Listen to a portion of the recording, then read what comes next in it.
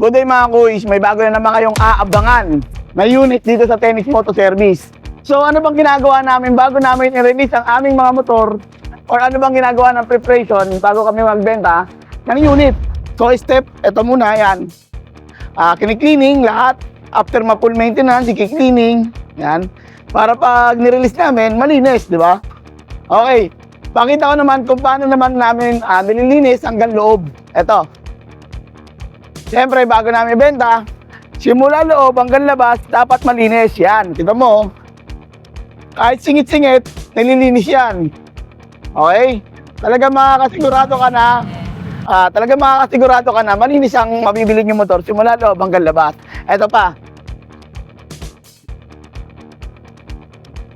Yan. Ganito yan. Papalitan yung mga dapat palitan. Sample, itong brake repair kit. Yan. Papalitan na natin yan bago natin ibenta. So, talagang walang sakit sa ulo and then mga tawag ito. Walang tinatawag na heated issue. Yan. Katulad na ito. Yan. Sobrang dumi niya, guys, di ba? So, yan. I-cleaning na rin natin yan. Full maintenance natin. Papalitan yung mga dapat palitan. Fuel filter, air filter. Papalitan natin ang mga langis. At sa ganon, yung makakabili, wala nang iisipin at sasakyan niya na lang. Katulad nito.